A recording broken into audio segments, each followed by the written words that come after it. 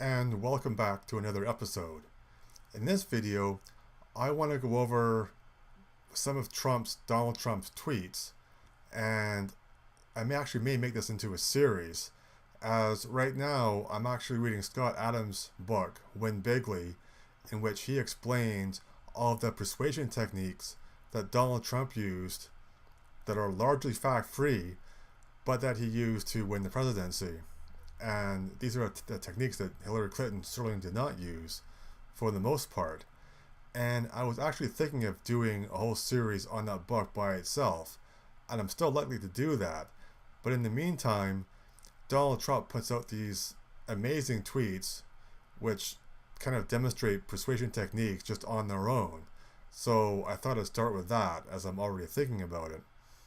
So in this tweet from November 27th, Donald Trump tweets out that we should have a contest as to which of the networks, plus CNN, and not including Fox, is the most dishonest, corrupt, and or distorted in its political coverage of your favorite president, me.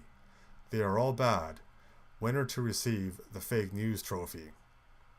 So, what are the persuasion techniques that are going on in this simple little tweet? The first thing he is doing is a persuasion technique that Scott Adams calls thinking past a sale. And this is a persuasion technique in which a subject is prompted to imagine what happens after a decision has been made, to bias the person towards making that decision. So for example, a car salesman, if he's trying to sell a car to someone, might say, oh, just imagine if you're driving this car in the summertime along the road with the top down. Just imagine how great that would feel. And that is thinking past the sale.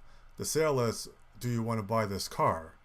But when you have your prospective buyer imagining what he'd look like if he already owned the car, driving it down in the summertime, that is thinking past the sale. And in this case, the sale for Donald Trump is that most of the media, minus Fox, is biased. But if you were to just tweet that out, oh, the media sucks, it's biased, that's actually weak persuasion. Thinking past the sale, in his tweet, he says to, imagine a contest in which, a fake news trophy is awarded. So as soon as you started thinking about that, about a contest to award a trophy for the network that's the most fake, you've already accepted his sale, which is that the media itself is dishonest and corrupt and distorted, because again you're thinking past the sale to the actual trophy. Another thing that's beautiful about this is that the media has to cover it and say they are not corrupt. So I think it's fair to say that most of the media is very anti-Trump. They've exposed this time and time again, but the only way they can attack him is if they have their credibility. And when you have tweets like this, and people thinking about it, and people just don't take most of the mainstream media seriously anymore. And this is largely of their own doing, but Donald Trump realizes that and is constantly reinforcing that.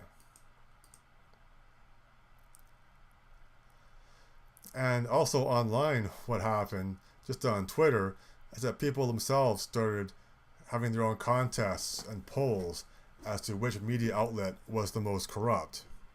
So, right away, this tweet basically went viral. Another persuasion technique he uses is what's called an anchor. And an anchor is a thought which influences people towards a persuader's preferred outcome. So for example, if you were negotiating a salary for a new job, let's say you actually would be happy with $80,000 a year. But you may open the negotiation at $120,000 a year, because that then provides an anchor from which you can come down. So you always and this is something Trump writes about in Art of the Deal, you always kind of go big so that you can have room to kind of come down and then get what you really want. In this case, the anchor is, in my opinion, is when he says, your favorite president, me. Now, Donald Trump may not be your favorite president, but right away, that provides an anchor where whoever is your favorite president, whether it's Abraham Lincoln or Robert Kennedy, or John F. Kennedy, for example, he is putting the anchor out there, and then Donald Trump is going to be somewhere much closer to whoever your favorite president is than he would otherwise be. So again, your favorite president is quite effective. Another thing that's kind of funny is, he puts in brackets me, because what that does is it short circuits anybody who's going to try and make a joke or tweet back at him. That if you didn't put the me in there, some smart ass could say, oh, you mean Barack Obama, or you mean Bill Clinton, or whoever. But Donald Trump kind of anticipates those kinds of lame jokes, and just with a simple me, diffuses it right away. And it all short circuits the jokes. Another key thing to know about Persuasion from Win Bigly is that visuals, emotions, repetition, and simplicity always beat details and facts.